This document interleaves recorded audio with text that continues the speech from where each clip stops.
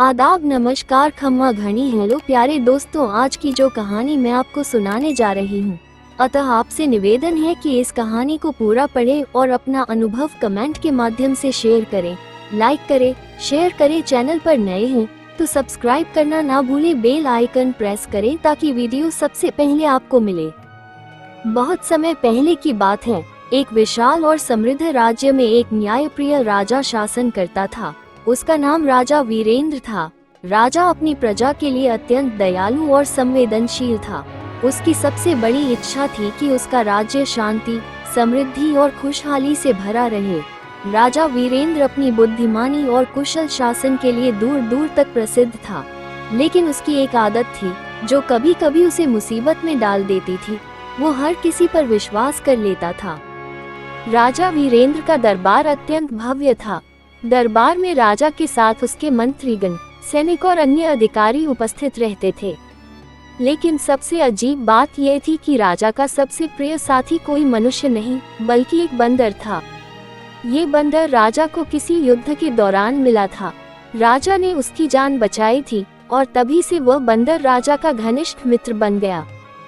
ये बंदर, जिसका नाम राजा ने मधुर रखा था, हमेशा राजा के पास रहता। राजा ने उसे अपनी सेवा का इतना अधिकार दे दिया था कि वो बंदर दरबार में भी राजा के सिंहासन के पास बैठा रहता। राजा को मधुर की नटखट हरकतें बड़ी प्यारी लगती थी, लेकिन ये बात दरबार के मंत्रीगण और सैनिकों को उतनी पसंद नहीं थी। वे जानते थे कि मधुर एक मूर्ख बंदर था और कई बार उसकी हरकतें नुकसानदायक साबित हो सकती थी।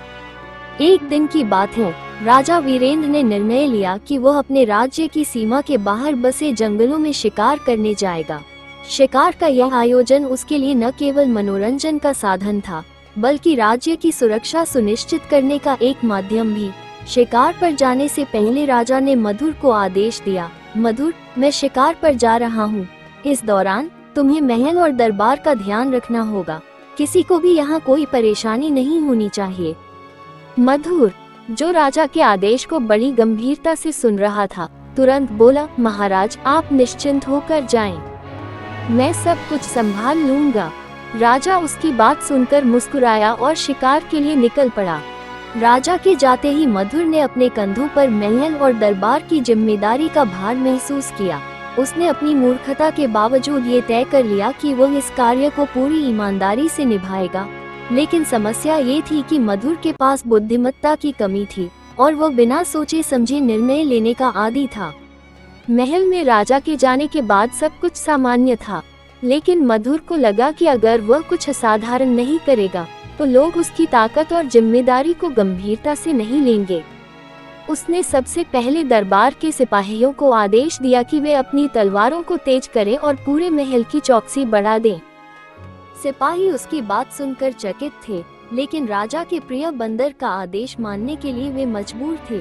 मधुर ने ये भी आदेश दिया कि महल के सभी दरवाजे बंद कर दिए जाएं और कोई भी बिना उसकी अनुमति के अंदर न आ सके। थोड़ी ही देर में महल में अफरा-तफरी मच गई। मधुर ने सोचा कि अगर सब लोग व्यस्त रहेंगे तो सब उसे बुद्धिमान मानेंगे। उसने रसोई में जाकर राजा के लिए बनाए जा रहे भोजन में अपनी राय देना शुरू कर दिया। इसमें ज्यादा नमक डालो, वो रसोइयों से कहता। मिठाई ज्यादा मीठी होनी चाहिए, उसने मिठाई बनाने वालों से कहा। परिणामस्वरूप भोजन का स्वाद बिगड़ गया। मधुर ने राजा के बागीचे की ओर ध्यान दिया। उसे लगा कि बागीचे में पेड़ पौधों की छटाई होनी चाहिए।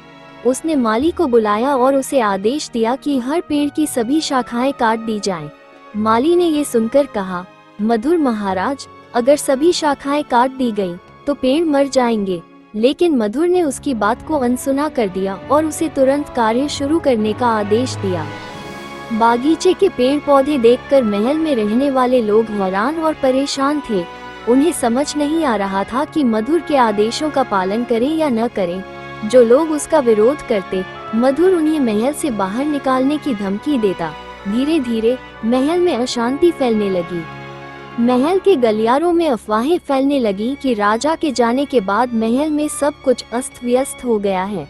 कुछ लोगों ने दरबार के वरिष्ठ मंत्री से शिकायत की, लेकिन मंत्री भी मधुर के प्रति राजा के प्रेम के कारण कुछ नहीं कर पा रहे थे। इस बीच मधुर अपनी मूर्खता से अनजान था और खुद को एक महान शासक समझ रहा था। उसने सोचा कि वह राजा वीरेंद्र से भी बेहतर काम कर रहा है, लेकिन उसकी यह सोच महल के लोगों के लिए एक बड़ा संकट बन चुकी थी।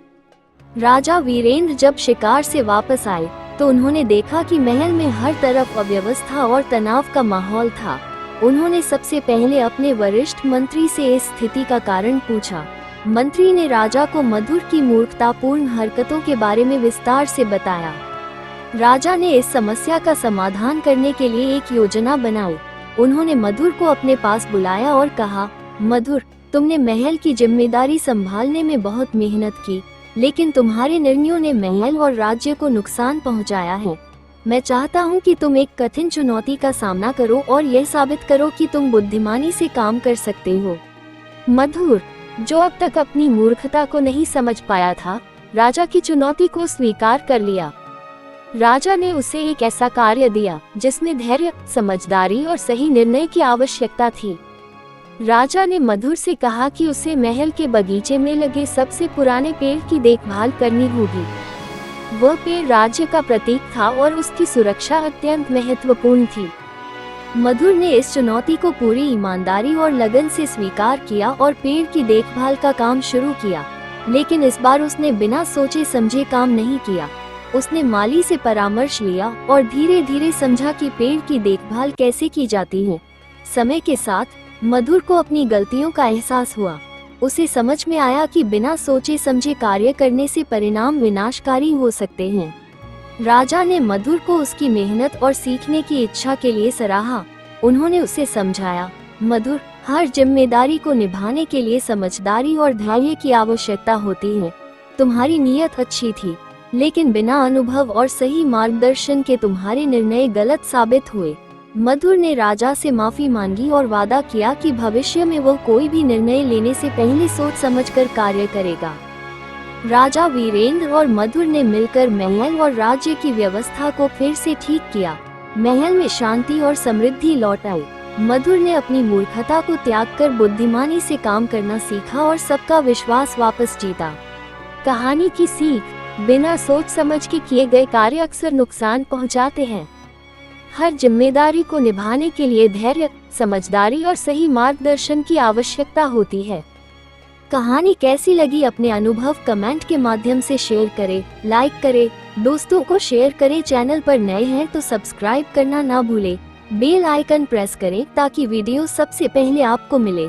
मिलते हैं अगली कहानी के साथ। धन्यवाद।